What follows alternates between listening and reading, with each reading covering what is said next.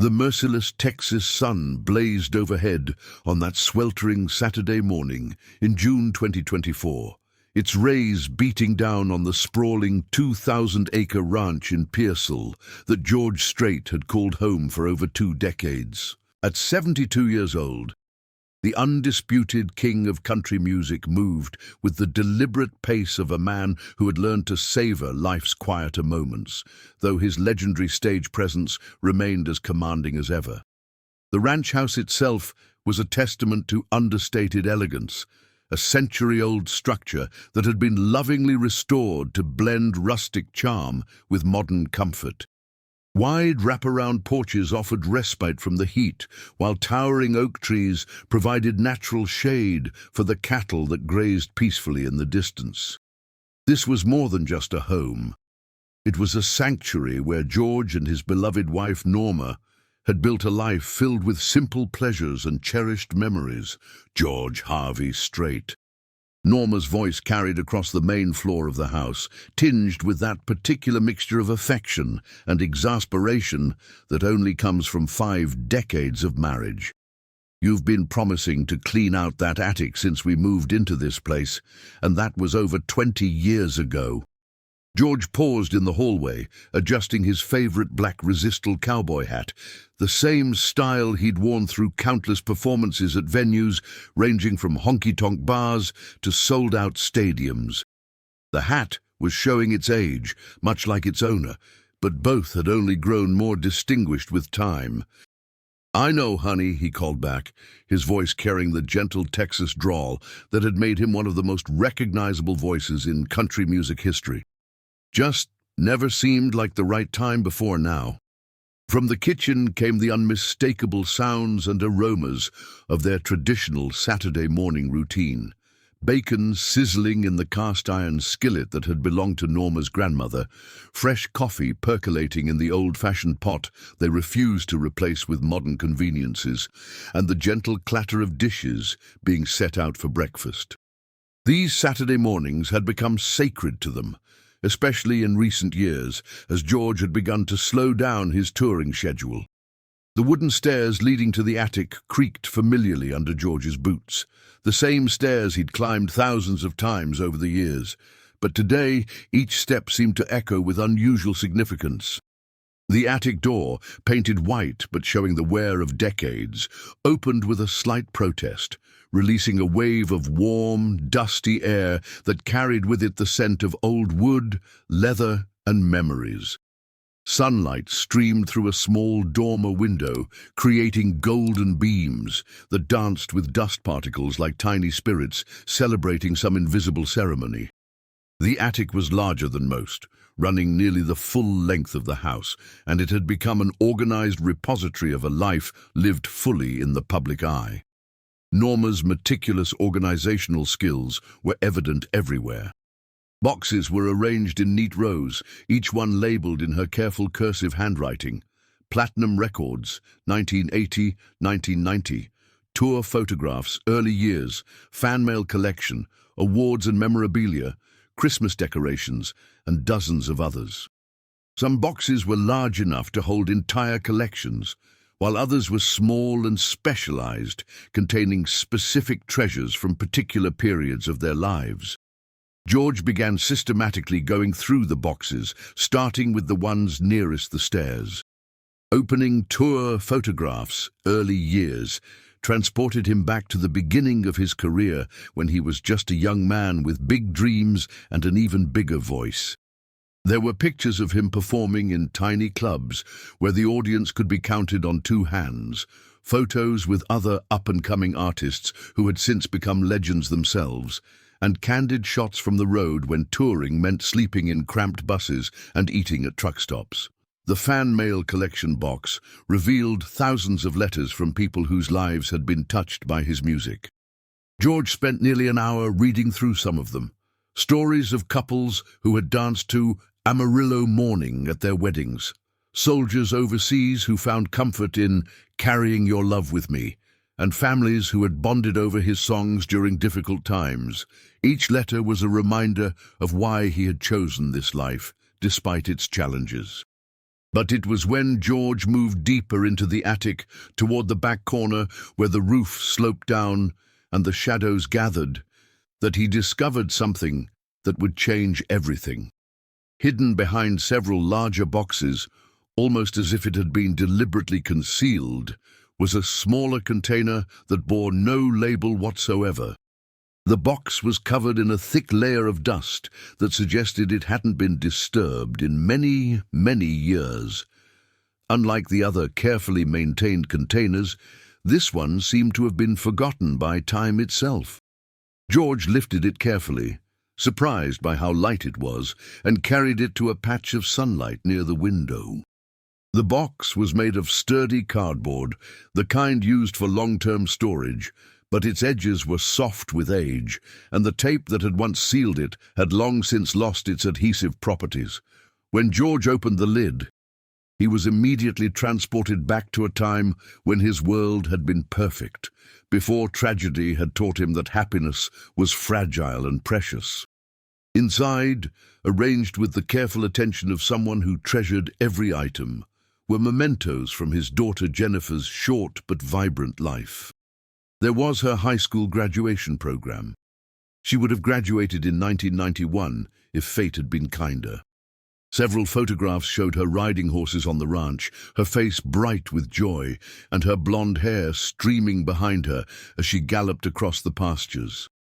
A small teddy bear, worn soft from countless hugs, still carried a faint scent of the strawberry shampoo she had loved. George's hands trembled as he carefully examined each item, memories flooding back with an intensity that took his breath away. Here was a report card showing straight A's, with a teacher's note praising Jennifer's kindness to her classmates. There was a program from a school play where she had played the lead role, and a certificate from a local charity recognizing her volunteer work at age 12. But it was at the very bottom of the box that George's fingers encountered something that made his heart stop entirely. An envelope, yellowed with age and slightly brittle to the touch, bore his daughter's distinctive handwriting on the front. "For Daddy, only open if something happens to me." The world seemed to tilt on its axis as George stared at those words. Jennifer had died in a devastating car accident in 1986 when she was just 13 years old, 38 years ago. How was it possible that she had written a letter anticipating her own death, and how had it remained hidden all these years, waiting for this exact moment to be discovered? With hands that shook, not from age, but from the overwhelming emotion of the moment, George carefully opened the envelope. The letter inside was written on pink stationery, decorated with small flowers, so very much like the young girl who had chosen it. Her handwriting was round and careful, the script of a teenager who was trying to express something of profound importance. "My dearest Daddy, if you are reading this letter, it means that something has happened to me, and I am no longer with you and Mama. I know this might seem very strange, and maybe even a little scary, but I've been having some dreams lately that have made me think about important things, and I wanted to make sure you knew what was in my heart. First, and most important, I want you to know how incredibly proud I am to be your daughter. I see the way people's faces light up when you sing, how your music makes them happy when they're sad and gives them hope when they feel lost. But more than that, I'm proud of the man you are when you're not on stage, the way you help our neighbors during tough times, how you always make time for family, and how you taught me that success means nothing if you don't use it to help others. Daddy, if something does happen to me, I need you to promise me some very important things. Promise me you won't stop living your life. Promise me you'll keep singing because your voice is truly God's gift to the world, and people need that gift now more than ever. And most importantly, promise me you'll do something special to help other families who might have to go through what you and Mama might have to go through. There's something I never told you, and I think now is the time you should know. Do you remember that day last spring when we visited the Children's Hospital in San Antonio? You thought we were just there for a tour, but I had asked specifically to go because I wanted to see what it was like for children who were really sick. When I saw those brave little kids fighting diseases I couldn't even pronounce, and when I met their parents who looked so tired and worried, something changed inside me. I realized that I had been given so many blessings, a loving family, a beautiful home, good health, and opportunities that many children never get. That's when I decided to do something that I hope will make you proud. For the past 2 years, I've been saving every penny of my allowance, birthday money, and Christmas money. Instead of buying the things I wanted, I donated all of it to the children's hospital. It was $240. I know that's not a lot of money to grown-ups, but it was everything I had, and it was the best thing I ever did. But Daddy, if you're reading this letter, maybe it means it's time to do something even bigger. Something that could help not just a few children, but many, many families. Something that could turn my small donation into something that really matters. I dream about a place where sick children don't have to be scared, where their families can stay together while they get better, and where there's music and laughter even in the middle of the hardest times. I dream about a place where parents don't have to choose between being with their children and paying for their treatment.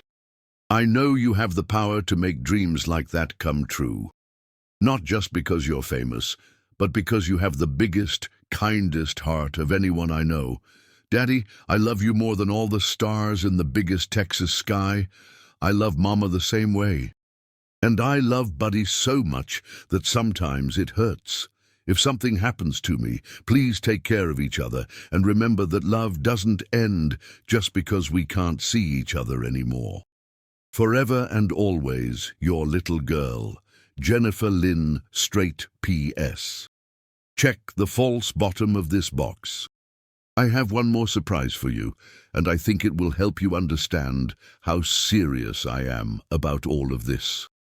Tears streamed down George's weathered face as he read and reread every word, his daughter's voice echoing so clearly in his mind that he almost turned around, expecting to see her standing there with that mischievous smile that had always been her trademark. The letter was so perfectly Jennifer, thoughtful, mature beyond her years, and focused on others even when contemplating her own mortality.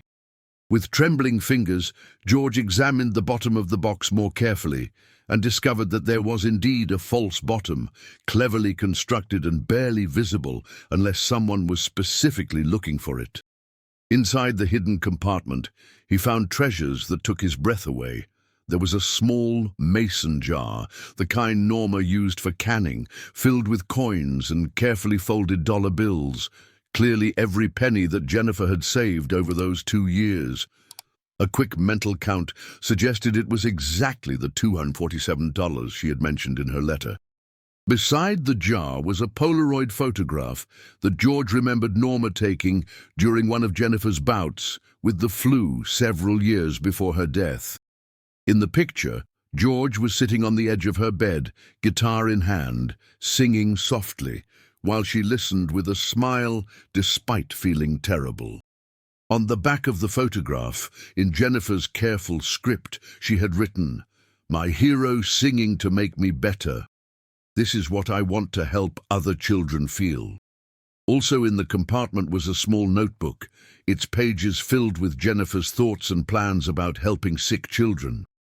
She had drawn pictures of smiling faces, written lists of things that might make hospital stays less scary, and even sketched rough floor plans for what she called the perfect place for children to get well. The final item in the hidden compartment was a small, hand-carved wooden angel that George had never seen before. Wrapped around it was a note in Jennifer's handwriting. "I bought this from Mrs. Henderson at the craft fair with my first saved allowance money. She said angels watch over us and help us find our way when we're lost. I want you to have it to remind you that I'll always be watching over you and helping you find your way to do something beautiful." George sat in that dusty attic for nearly 3 hours, reading and rereading Jennifer's letter, examining each item she had left for him, and feeling his entire world shift on its foundation. His daughter hadn't just left him a letter, she had left him a mission, a purpose that had been waiting 38 years to be fulfilled. When Norma finally climbed the stairs to check on him, she found George sitting in a patch of fading sunlight, surrounded by the treasures from Jennifer's box, tears streaming down his face, but with an expression of wonder and determination she hadn't seen in years. "George, honey, what's wrong? What did you find up here?" Without speaking, George handed her Jennifer's letter. As Norma read, her own tears began to flow, and when she finished, she sank down beside her husband, and they held each other in the golden light of the attic, united in their amazement at their daughter's prescient wisdom and boundless love. "She knew," George finally whispered. "Somehow, our little girl knew what was coming, and she wanted to make sure we knew what to do." "She was always special that way," Norma replied, her voice thick with emotion. "Even as a tiny child, she seemed to understand things that were far beyond her years. Remember how she used to comfort other children when they were hurt, even before she could hardly talk herself?" As the sun set over the Texas ranch that evening, George and Norma sat on their front porch, Jennifer's letter between them, watching the stars appear in the vast sky. They talked about their daughter's short but impactful life, about the love she had shown to everyone around her, and about the incredible responsibility she had entrusted to them. "What are we going to do, George?" Norma asked softly. George looked up at the stars, feeling Jennifer's presence as strongly as if she were sitting right there beside them. "We're going to make her dream come true," he said with quiet conviction. "We're going to build something beautiful." The days following George's discovery of Jennifer's letter passed in a haze of deep contemplation and emotional upheaval. For a man who had spent 5 decades performing for millions of people, George suddenly found himself craving solitude and silence. He cancelled all scheduled appearances, something he had done perhaps a dozen times in his entire career, leaving his management team and business associates bewildered and concerned. "George, talk to me," said Irv Woolsey, his longtime manager and close friend, during a phone call on the Tuesday following the discovery. "Your publicist is fielding calls from every major venue in the country. People are worried about you." "I'm fine, Irv," George replied, though his voice carried a weight that suggested otherwise. "I just need some time to work through something important. Something personal." "This isn't like you, George. In all the years I've known you, you've never just disappeared from your commitments. What's going on?" George walked to his home office, a comfortable room lined with gold and platinum records, photographs with presidents and celebrities, and awards that represented a lifetime of musical achievement. But today, none of those accomplishments seemed to matter. What mattered was the letter he now kept in his shirt pocket, close to his heart, and the promise he felt compelled to make to a daughter who had been gone for nearly 4 decades. "Irv, do you remember when Jennifer died? How it felt like the world stopped making sense." There was a long pause on the other end of the line. Irv had been with George through that devastating period, had watched his friend struggle to find meaning in music when his personal world had been shattered. "Of course I remember. It was the darkest time any of us had ever been through. Well, she left me something I wasn't supposed to find until now, and it's changed everything." George spent the next hour telling Irv about the letter, about Jennifer's secret donations and her dreams for helping other children. When he finished, there was a long silence. "Jesus, George," Irv finally said, his voice barely above a whisper. "That little girl, she was planning something incredible. She was giving me a roadmap, Irv, and I think it's time I followed it." Meanwhile, George's daily routine had changed dramatically. Instead of spending his mornings reviewing tour schedules and business matters, he found himself walking the ranch's expansive pastures, often for hours at a time. The 2,000 acres of rolling Texas hills provided the perfect backdrop for deep thought, and George felt closer to Jennifer out there under the vast sky than he had since her death. The ranch hands, men who had worked for George for years, noticed the change, but respected his need for solitude. They continued their work with the cattle and maintenance of the property, but they gave their boss the space he clearly needed to process whatever was weighing so heavily on his mind. Norma watched her husband's transformation with a mixture of concern and admiration. She had lived through Jennifer's death with him, had seen how the loss had nearly destroyed him, and had watched him slowly rebuild his life around their music and their remaining family. Now, seeing him grapple with this letter from beyond, she felt both protective and proud. "You know," she said one evening, as they sat on the porch watching the sunset, "I've been thinking about that day we went to the hospital in San Antonio. Do you remember how quiet Jennifer was on the drive home?" George nodded. "I thought she was just tired from all the walking around. I don't think she was tired at all. I think she was planning." Even then, at 11 years old, she was figuring out how she could help those children we met. The memory was vivid now. They had visited the University Health System's children's ward as part of a charity event that George had been asked to support. He remembered walking through the halls, meeting brave children who were fighting battles no child should ever have to face, and seeing the exhaustion and worry etched on their parents' faces. What he hadn't realized at the time was how profoundly the experience had affected Jennifer.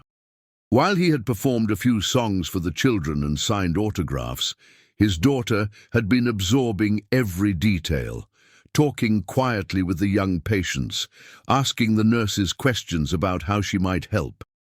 "She asked me about allowances on the way home," Norma continued, "wanted to know if there were ways she could earn extra money for important things. I thought she wanted to buy something special for herself. Instead, she was planning to give it all away," George said, shaking his head in wonder. "Our 13-year-old daughter had figured out something about life that most adults never learn." On the third day after finding the letter, George made a decision that surprised even himself. He needed to understand the full scope of what Jennifer had started, and that meant retracing her steps. He climbed into his Ford F-150 pickup truck, the same model he'd driven for years because it felt more authentic than the luxury vehicles his success could afford, and headed for San Antonio. His first stop was the cemetery where Jennifer was buried. Sunset Memorial Park was a peaceful place, with rolling hills and mature oak trees that provided natural beauty even in the midst of sorrow. George had visited regularly over the years, but today felt completely different. Jennifer's grave was marked by a beautiful pink granite headstone. Pink had always been her favorite color, engraved with her name, dates, and a simple inscription: "Beloved daughter and sister, forever in our hearts." George had chosen those words carefully when she died, but now they seemed inadequate to capture the magnitude of who she had been and what she had planned to accomplish. He sat cross-legged on the grass beside her grave, something he hadn't done since the early years after her death, and carefully unfolded her letter. "Hey, sweetheart," he began, his voice barely above a whisper. "I found your letter. After all these years, I finally found what you left for me." The Texas wind rustled through the oak trees, creating a sound that was almost like whispered voices. George felt an overwhelming sense of Jennifer's presence, as if she was sitting right there beside him, waiting to hear what he had decided to do with her final gift. "You know, baby girl, I always thought I was the one who was supposed to teach you about life. Turns out you were teaching me all along." His voice broke slightly, but he continued, "You were braver at 13 than I've ever been at 72. George read the letter aloud, every word carrying across the quiet cemetery like a prayer. When he finished, he carefully folded it and placed it back in his pocket. "I don't know exactly how I'm going to do it yet," he said, "but I promise you this: I'm going to make your dream come true." I'm going to build something so beautiful that every child who walks through its doors will feel the love you put into that $247. From the cemetery, George drove across San Antonio to the University Health System campus. The Children's Hospital had changed dramatically since his last visit decades ago. New buildings, expanded facilities, state-of-the-art equipment that represented tremendous advances in pediatric medicine. But the essence remained the same. A place where families faced their greatest fears and clung to their most precious hopes. George parked in the visitor's lot and simply observed the constant flow of humanity. He watched families arriving for appointments, some with children who looked healthy and energetic, others with little ones who were clearly battling serious illnesses. Parents carried car seats with tiny babies, held hands with toddlers taking uncertain steps, and walked beside teenagers who were trying to maintain their dignity while facing adult-sized challenges. What struck George most powerfully was the love he witnessed in every interaction. Parents who looked exhausted beyond measure still found energy to comfort their children. Siblings who were probably scared and confused still managed to be protective and supportive.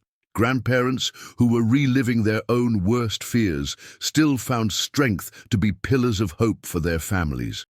It was exactly what Jennifer had seen all those years ago, and exactly what had motivated her to give everything she had to help. As George sat in his truck, watching these families navigate their most difficult journeys, he began to understand the true scope of what his daughter had envisioned. She hadn't just wanted to donate her allowance money. She had wanted to create a place where love could flourish even in the midst of medical crisis. That evening, George checked into a modest hotel in downtown San Antonio. It wasn't the kind of luxury accommodation that a country music superstar typically chose, but George wanted simplicity and anonymity. He needed space to think without the distractions of fame or the complications of his public life.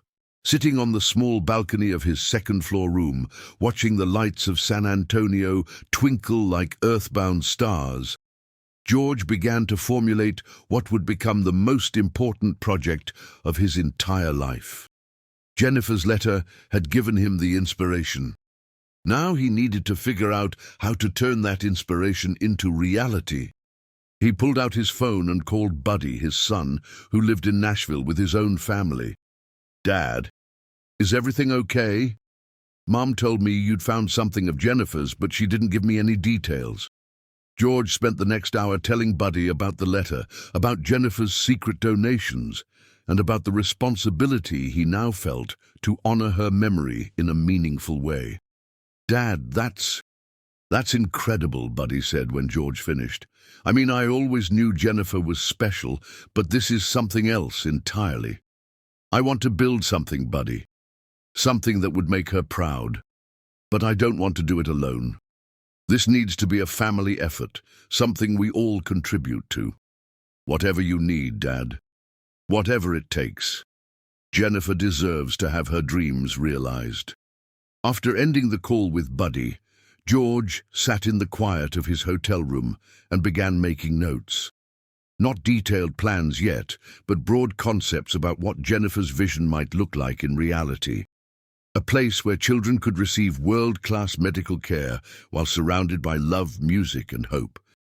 A facility where families could stay together during treatment, where the healing environment extended far beyond medical procedures. As he wrote, George felt Jennifer's presence more strongly than he had since the day she died. It was as if she were guiding his thoughts, helping him understand what she had started and what he needed to finish. The next morning, George woke before dawn, with a clarity of purpose he hadn't felt in years. He knew exactly what his next step needed to be, and he was ready to begin the most important work of his life. Dawn broke over San Antonio with the promise of another scorching Texas day, but George was already awake, standing on his hotel balcony as the first rays of sunlight painted the downtown skyline in shades of gold and amber. Something fundamental had shifted within him during the night, a sense of clarity and purpose that felt almost supernatural in its intensity. After a simple breakfast at a local diner where he was recognized by the waitress but left alone to enjoy his coffee and eggs in peace, George drove back to the University Health System campus. This time, however, he didn't remain in the parking lot as an observer. He walked through the main entrance with the determined stride of a man on a mission. The lobby of the children's hospital was a study in controlled chaos. Families checking in for appointments, volunteers directing visitors, medical staff moving with practiced efficiency. The walls were decorated with colorful murals and displays of artwork created by young patients, transforming what could have been a sterile medical environment into something more welcoming and hopeful. At the information desk, George approached a middle-aged woman whose name tag identified her as Margaret Thompson, volunteer coordinator. She had kind eyes behind wire-rimmed glasses and the patient demeanor of someone who had spent years helping families navigate difficult circumstances. "Excuse me, ma'am," George said, removing his cowboy hat in a gesture of respect.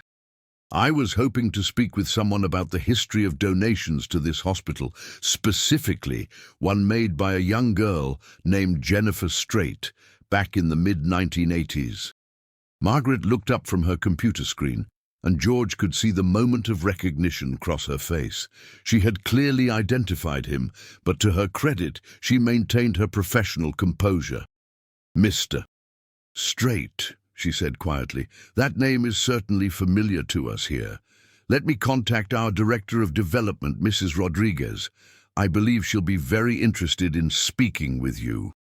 Elena Rodriguez arrived in the lobby within minutes, a woman in her early 50s whose energy and warmth were immediately apparent. She had dedicated her entire career to the hospital, working her way up from an entry-level position to become one of the most respected development professionals in the medical field. "Mr. Strait," she said, extending her hand with genuine enthusiasm. "What an unexpected honor. Margaret mentioned you were asking about Jennifer Strait. Please, let's go to my office where we can talk privately." Elena's office was a testament to her passion for her work. Walls covered with photographs of children, certificates of appreciation from grateful families, and awards recognizing the hospital's achievements in pediatric care.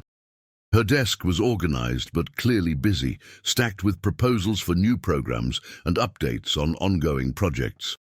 "Mrs. Rodriguez," George began, settling into a comfortable chair across from her desk, "I need to know everything you can tell me about my daughter's donation to this hospital. I recently discovered something that has made me realize there was much more to her story than I ever knew." Eleanor's expression grew soft with memory. "Of course I remember Jennifer. How could I forget? She was maybe 12 or 13 years old when she walked through our doors with a coffee can full of coins and crumpled dollar bills. But Mr. Strait, it wasn't just the money that made her special." Eleanor opened a thick file cabinet and retrieved a folder marked with Jennifer's name. Inside were documents that George had never seen, official donation records, correspondence, and even a few photographs taken during her visit. "Your daughter donated exactly $247, Elena continued, showing George the paperwork. For a child that age, it represented an enormous sacrifice, but what really impressed our staff was how she behaved during her visit. Elena pulled out a photograph that took George's breath away. It showed Jennifer sitting on a hospital bed, surrounded by 3 young patients, all of them laughing at something she had apparently just said. Her face was radiant with joy, and the children around her looked completely captivated. "She spent over 4 hours here that day," Elena explained. "She talked with the children, played simple games, helped feed a baby whose parents were in meetings with doctors, and even sang lullabies to kids who were scared. She had this incredible gift for making people feel better just by being in their presence." George studied the photograph, seeing his daughter in a completely new light. She never told us she spent so much time here. We thought it was just a quick visit. Children like Jennifer are rare, Elena said softly. They don't do good works for recognition or praise. They do them because something deep inside tells them it's the right thing to do. I'll never forget what she said to me that day. Elena paused, clearly reliving the memory. She told me, I want every child to have the chance to grow up and achieve their dreams, just like my daddy achieved his. And I want their parents to never have to worry about anything except loving them and helping them get better. The words hit George like a physical blow. Jennifer hadn't just been helping other children. She had been honoring the example he had set for her about pursuing dreams and using success to lift others up. Mrs. Rodriguez, George said, his voice growing stronger with determination, I want to make a donation, a substantial one, but more than that, I want to create something lasting and meaningful in my daughter's honor. Elena leaned forward, her eyes bright with interest. What kind of project do you have in mind? A comprehensive treatment center for children with serious illnesses. Not just state-of-the-art medical equipment and facilities, but spaces designed specifically for family-centered care. I want children to have access to music therapy, art programs, educational support, anything that can bring joy and hope during the most difficult times of their lives. Elena's eyes filled with tears of amazement and gratitude. Mr. Strait, something like that would revolutionize pediatric care not just here, but everywhere. It would set a new standard for what children's hospitals could be. Over the next several hours, Elena introduced George to key members of the hospital's medical and administrative staff. Dr. Amanda Richardson, the chief of pediatric oncology, was a brilliant woman in her mid-40s who had dedicated her career to treating childhood cancers. Her passion for her work was evident in every word she spoke. Mr. Strait, Dr. Richardson explained as they toured the current pediatric facilities, the challenge we face isn't just medical. Yes, we need the latest technology and treatments, but we also need to address the emotional and psychological needs of our patients and their families. Children heal better when they're surrounded by love, hope, and beauty. They visited patient rooms where George met children and families who were currently battling various illnesses. Each encounter reinforced his understanding of what Jennifer had seen all those years ago, the tremendous courage of children facing adult-sized challenges, and the unwavering love of families determined to support them through anything. In one room, he met 8-year-old Marcus Thompson, who was undergoing treatment for leukemia. Despite his obvious physical challenges, Marcus was bright-eyed and eager to talk. Are you really George Strait? Marcus asked, his voice slightly hoarse from treatment but filled with excitement. I sure am, buddy. How are you feeling today? Pretty good. My mama says your music helps her stay strong when she's worried about me. Could you maybe sing something? George looked around the small, sterile room, so different from the beautiful spaces he was beginning to envision, and sat down on the edge of Marcus's bed. Without accompaniment, he softly sang, I Cross My Heart, watching as the boy's face lit up with wonder and his mother's eyes filled with grateful tears. When I grow up, Marcus said when the song ended, I want to help other kids like me feel better, just like you just did for me. The echo of Jennifer's words in this young boy's statement was unmistakable. George felt his daughter's presence so strongly in that moment that he had to excuse himself to the hallway to compose himself. Dr. Richardson found him there a few minutes later. Are you all right, Mr. Strait? That little boy, George said. He reminded me so much of Jennifer, the same spirit, the same desire to help others, even while facing his own challenges. Children often surprise us with their resilience and compassion. Dr. Richardson agreed. They teach us as much as we teach them. George spent the remainder of the day meeting with architects, child psychologists, and specialists in family-centered care.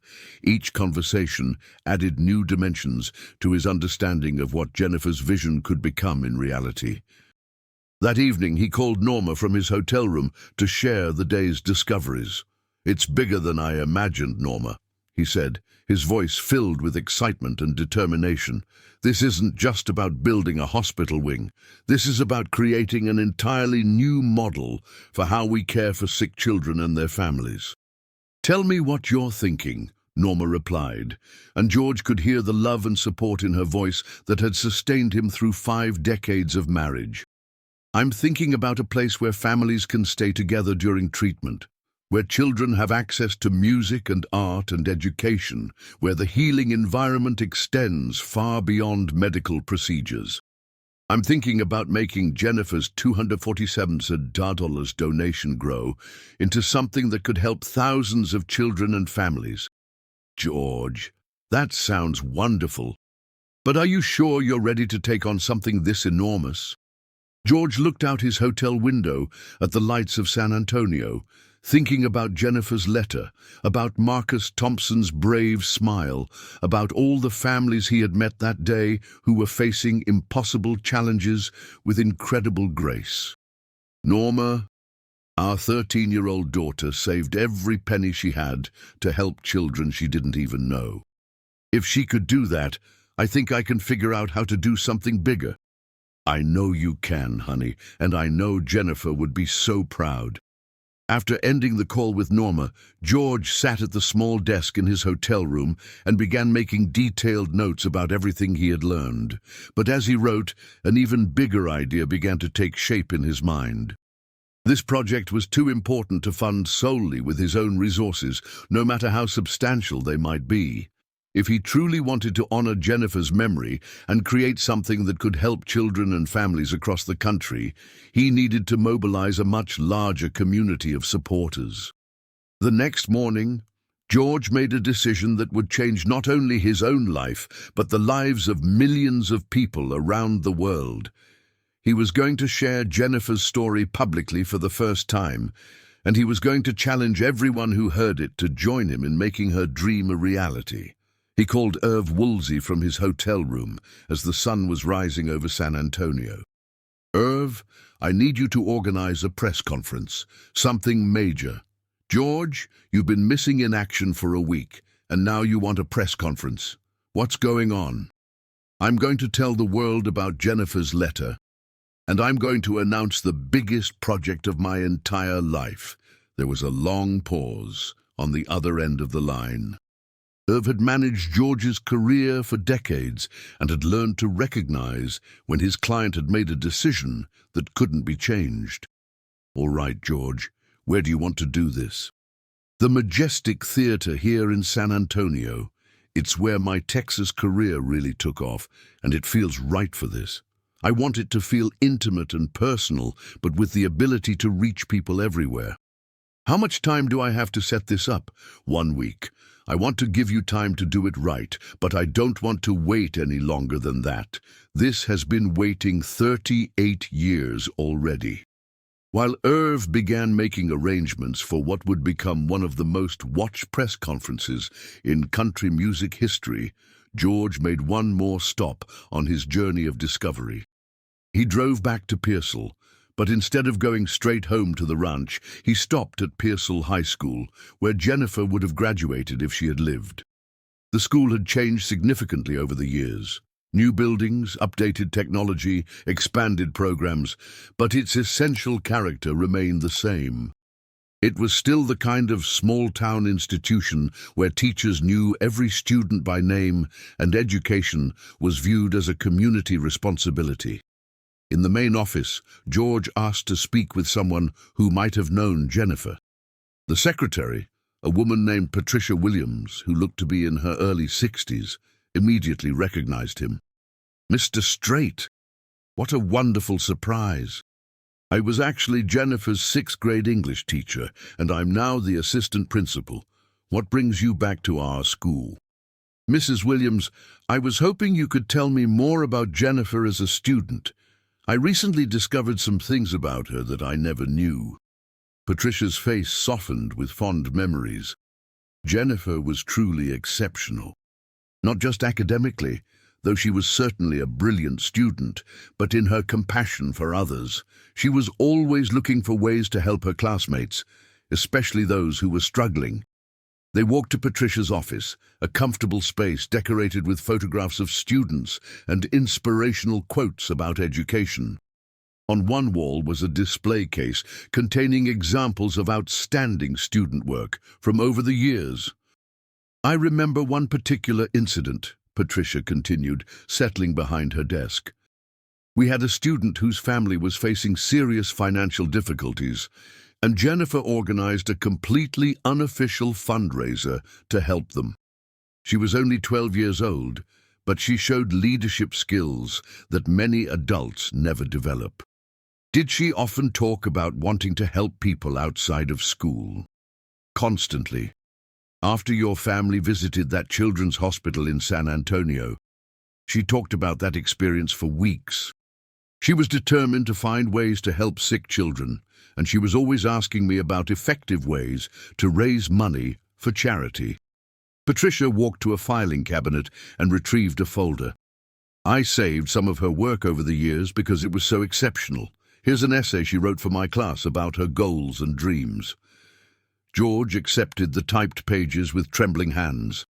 The essay was titled, "How I Want to Change the World," and it was written in Jennifer's distinctive voice, earnest, thoughtful, and focused entirely on helping others.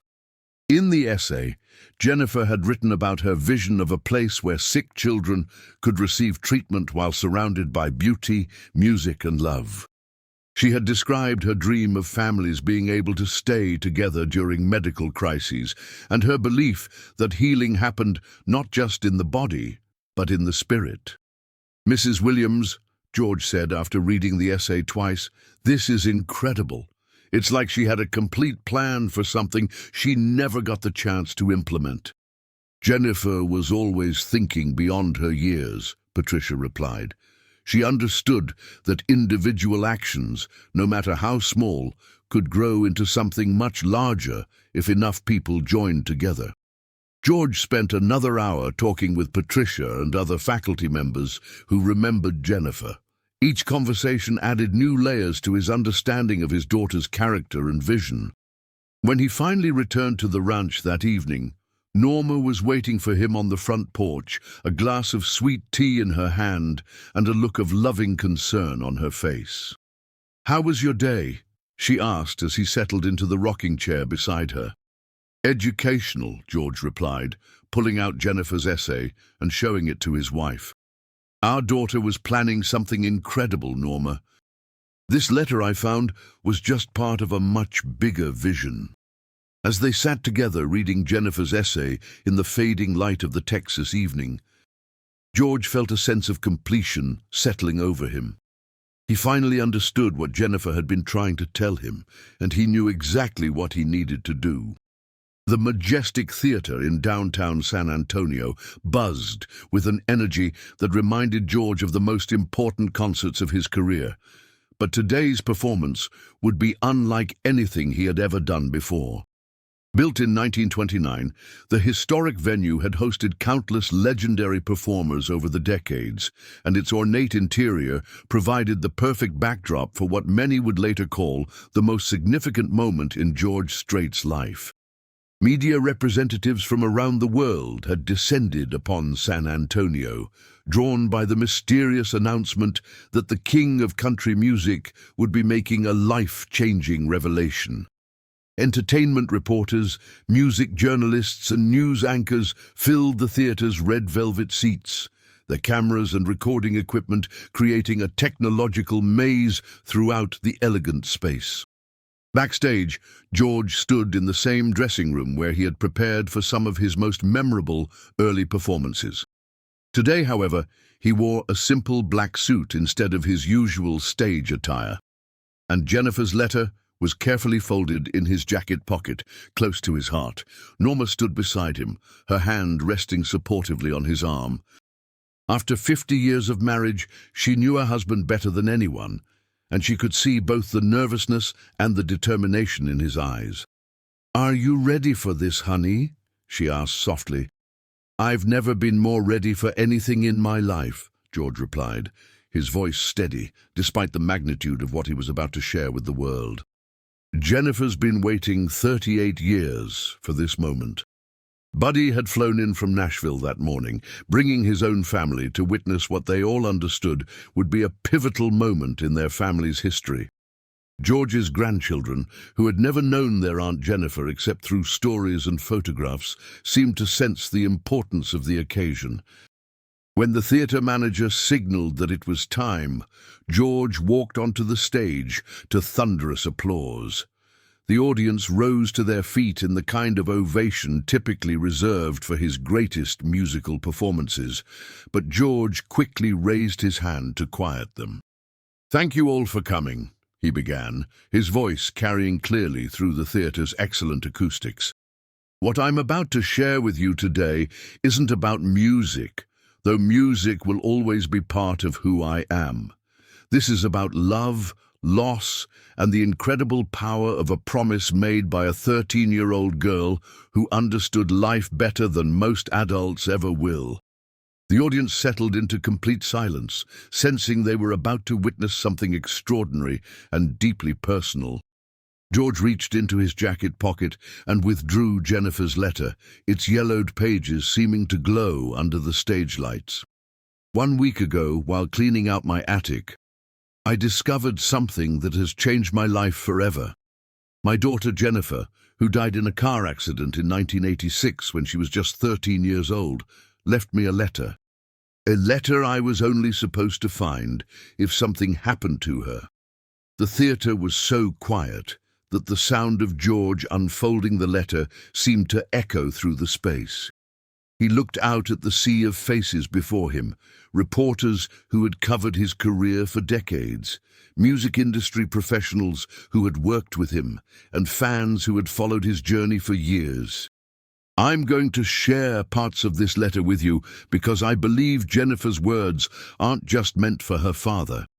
They're meant for all of us, for anyone who has ever wondered how one person can make a difference in this world." George began reading selected portions of Jennifer's letter, his voice growing stronger and more emotional with each paragraph. When he reached the part about her secret donation to the children's hospital, describing how she had saved $247 over 2 years, there wasn't a dry eye in the theater. "My 13-year-old daughter understood something that I'm still learning at 72, George continued, his voice thick with emotion. "She knew that our purpose in life isn't just to achieve our own dreams, but to use whatever blessings we've been given to help others achieve theirs." He paused, looking directly into the main camera that was broadcasting the event live around the world. "Jennifer asked me to do something special to help families facing what we faced when we lost her.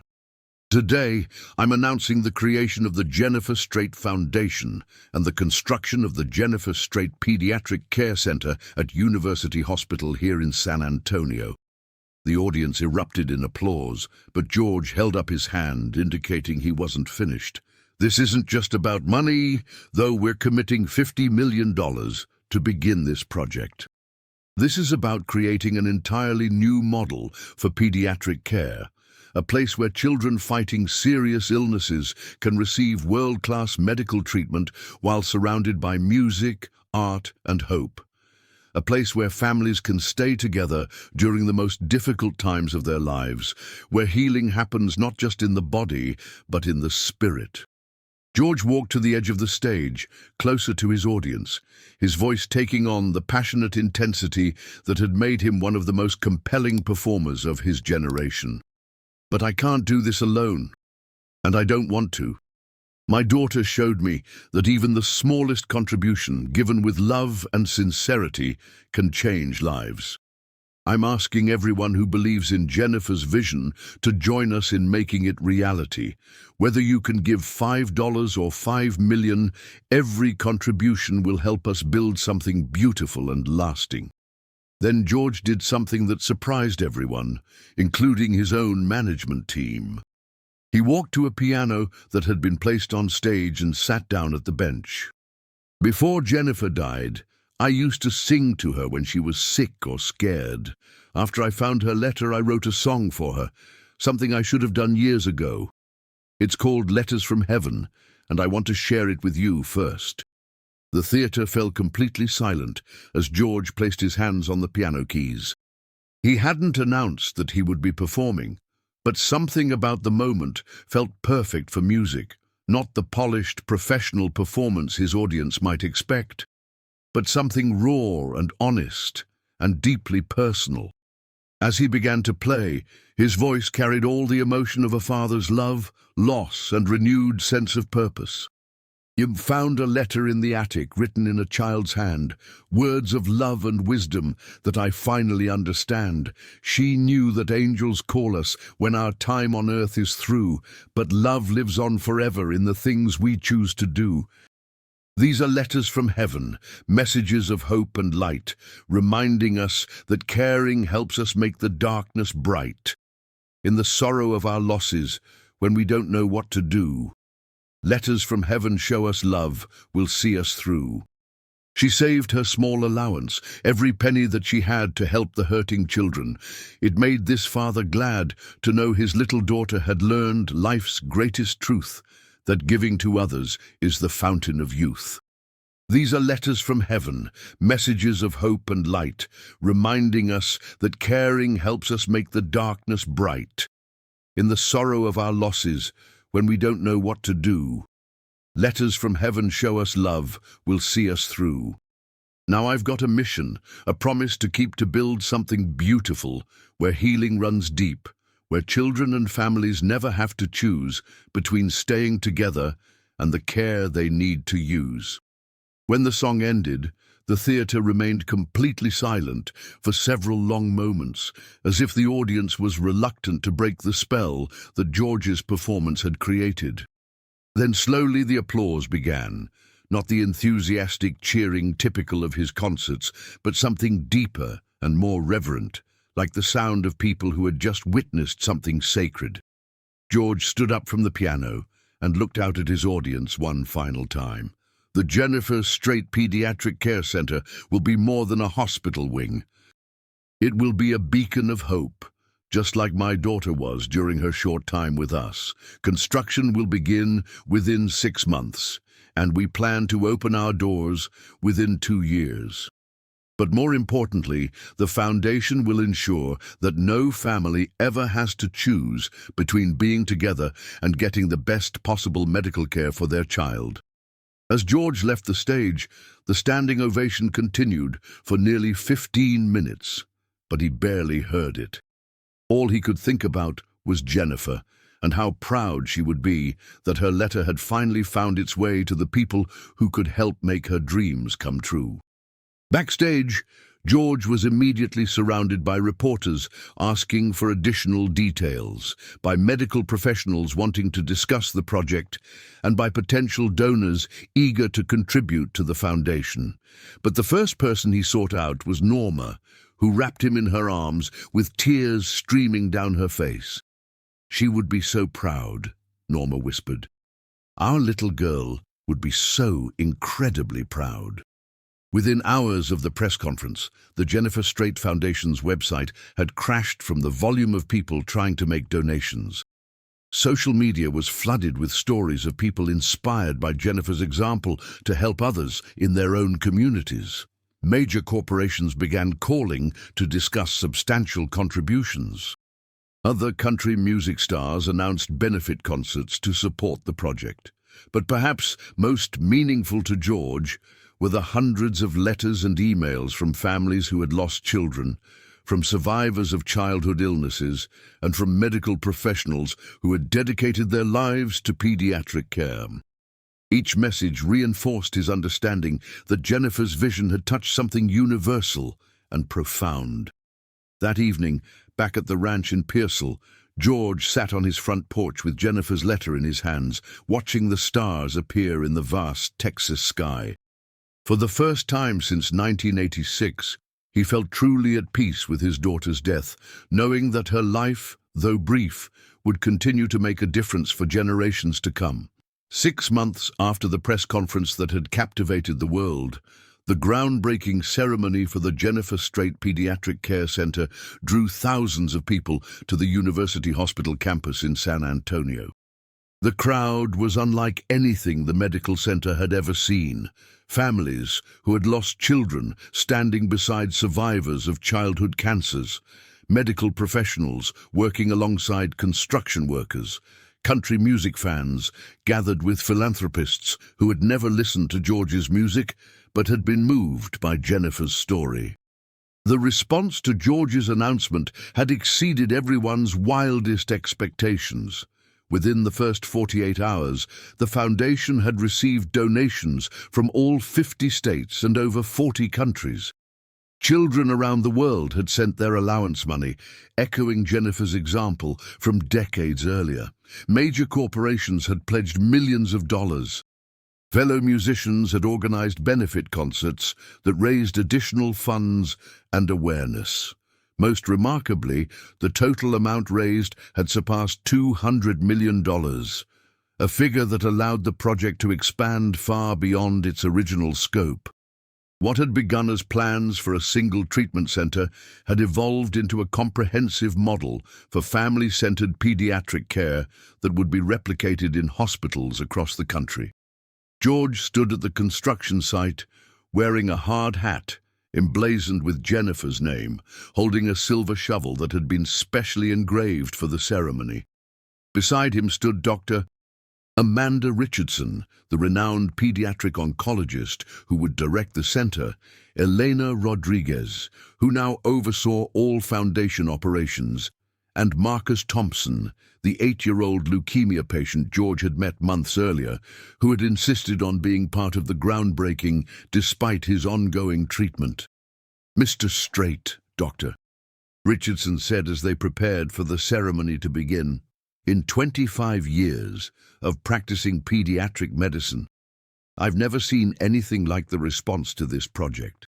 We're not just building a treatment facility, we're creating an entirely new paradigm for how we care for children and their families." George smiled, thinking about Jennifer's essay and her dreams of a place where sick children could smile again. "Dr. Richardson, my daughter always thought bigger than the rest of us. She just needed someone to help turn her vision into reality." The groundbreaking ceremony began with Dr. Richardson explaining the revolutionary design of the center. Instead of traditional hospital corridors, the building would feature natural light streaming through skylights and floor-to-ceiling windows, healing gardens accessible from every floor, and family suites that would allow parents and siblings to stay comfortably during extended treatments. "Every room will be equipped with the most advanced medical technology available, Doctor," Richardson explained to the gathered crowd, "but they'll also feel like spaces where families can actually live, not just endure medical procedures." The center would include dedicated spaces for music therapy, art studios where children could express themselves creatively, educational facilities so patients could continue their schooling, and even a small recording studio where young patients could create songs about their healing journeys. When it was time for the actual groundbreaking, George was joined by several special guests. Marcus Thompson, despite his small stature and the effects of his treatment, wielded his shovel with determination and pride. Standing beside him was Sarah Mitchell, the 12-year-old girl with brain cancer who had become the center's first unofficial patient even before construction began. "Mr. George," Marcus said in his clear, brave voice, "my mama told me that your daughter Jennifer wanted to help kids like me and Sarah. I want to be like her when I grow up, someone who helps other people even when they're going through hard times themselves." George knelt down to Marcus's level, fighting back the tears that seemed to come so easily since finding Jennifer's letter. "You know what, buddy? You're already just like her. The fact that you want to help others, even while you're fighting your own battle, means you understand what really matters in life." As the ceremonial shovels broke ground, the crowd erupted in applause. But George found himself thinking not about the building they were starting, but about the lives that would be touched within its walls. Every child who would receive treatment there, every family that would find hope and healing, every moment of joy that would flourish despite illness. All of it was Jennifer's legacy coming to life. Construction of the center progressed with remarkable speed, driven by the enthusiasm of workers who understood they were building something truly special. George visited the site regularly, sometimes bringing his guitar to perform for the construction crews during their lunch breaks. Other times, simply standing quietly and imagining Jennifer's reaction to seeing her dreams taking physical form. 1 year after groundbreaking, George received a phone call that brought both tears and tremendous satisfaction. Dr. Richardson was calling to tell him about the center's first official patient. "George, I wanted you to be among the first to know. Tomorrow morning, we're admitting a little girl who reminds me so much of what you've told me about Jennifer. Her name is Emma Rodriguez, no relation to our Elena, and she's 11 years old, battling a rare form of childhood leukemia." "Tell me about her family situation," George said immediately. "That's what's so beautiful about what we've built," Dr. Richardson replied, her voice filled with emotion. "Emma's family has been driving 6 hours each way for treatments, sleeping in their car because they couldn't afford hotels, eating fast food because they had no kitchen access. Her little brother has been staying with relatives because there was nowhere for him to be during Emma's treatments. And now? Now Emma's entire family will have a beautiful 2-bedroom suite with a full kitchen, a living area where her brother can do homework while staying close to his sister, and access to all our support services. Emma will receive the most advanced medical care available, but she'll also have music therapy, art classes, and tutoring, so she doesn't fall behind in school. Her parents can focus entirely on loving and supporting her instead of worrying about logistics." The official opening of the Jennifer Strait Pediatric Care Center took place on a perfect October morning, exactly 2 years after George had found his daughter's letter in the attic. The facility was more beautiful than anyone had imagined, a gleaming building that looked more like a luxury resort than a hospital, surrounded by healing gardens that bloomed with native Texas wildflowers. The opening ceremony was intentionally simple and family-focused, just as George had insisted. No red carpet, no celebrity appearances beyond George himself. Just a quiet dedication to the memory of a 13-year-old girl who had understood the transformative power of love in action. The main lobby featured a stunning bronze statue of Jennifer sitting cross-legged and reading a book to a group of children gathered around her. The inscription at the base read simply, "Jennifer Lynn Strait, 1972-1986. She taught us that love multiplies when we share it." Standing beneath that statue, surrounded by the families who would be among the first to benefit from the center, George delivered what he knew would be his final formal speech about the project. "2 years ago, I thought I was just cleaning out an old attic. What I discovered was that love never dies, and that our children continue to teach us long after they've left this world." Jennifer's letter wasn't just a message to her father. It was a message to all of us about what really matters in life. He looked around at the families gathered in the lobby, some with children in wheelchairs, others with babies receiving their first treatments, still others with teenagers who had lost their hair to chemotherapy, but not their spirits. "This center isn't a monument to my daughter, though I hope it honors her memory.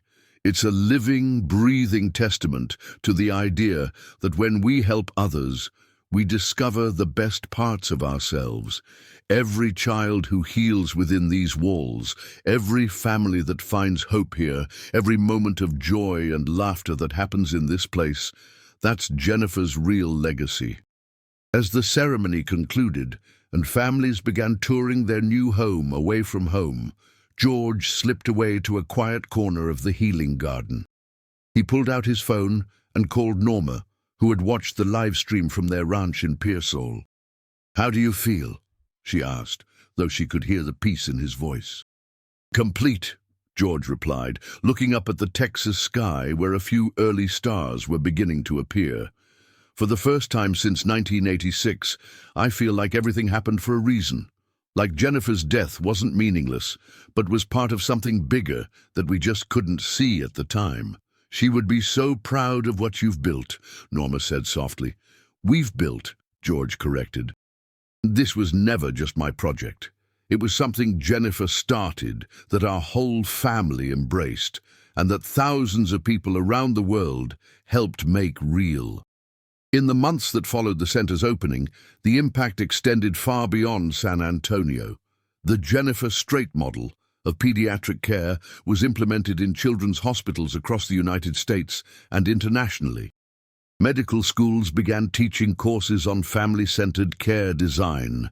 The foundation continued to grow, funding research into childhood diseases and supporting families facing medical crises.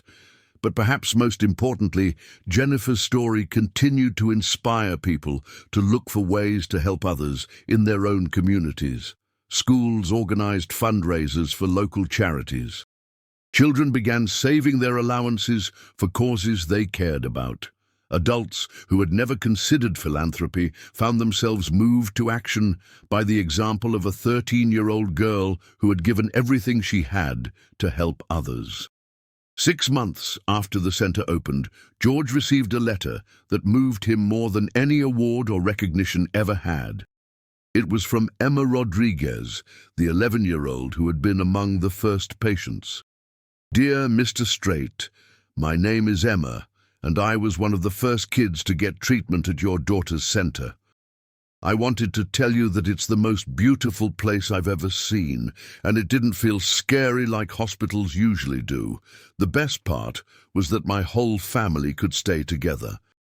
My little brother Miguel could do his homework in our suite while I had treatments, and my mama and papa could sleep in real beds instead of chairs.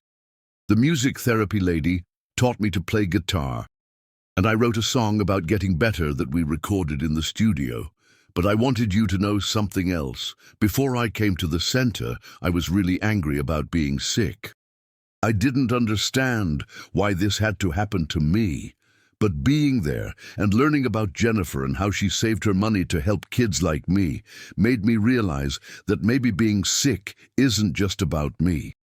I've decided that when I grow up and become a doctor, which I will because I'm going to beat this cancer, I want to work at centers like the one you built.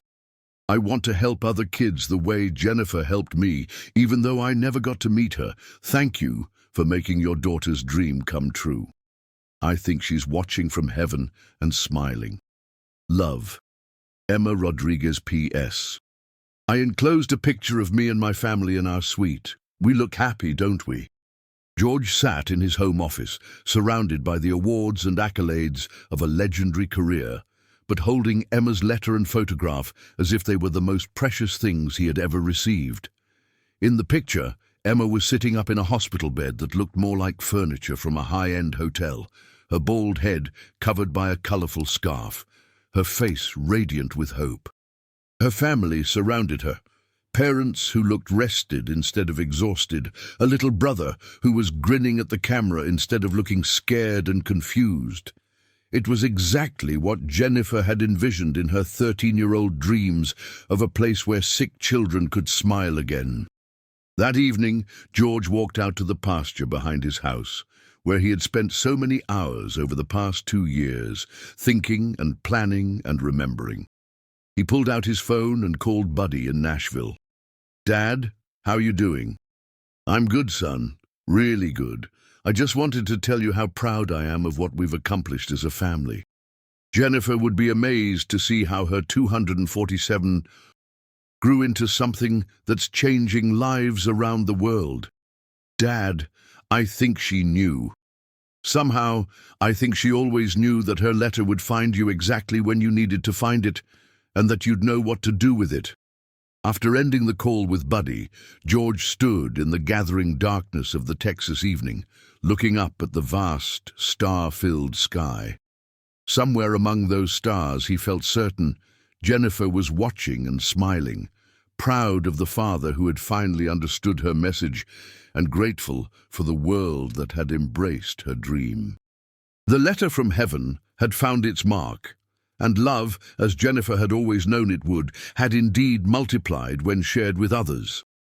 Her legacy would live forever, not in buildings or monuments, but in the lives of children who would grow up healthy and strong, because a 13-year-old girl had once believed that even the smallest act of love could change the world. And she had been absolutely right.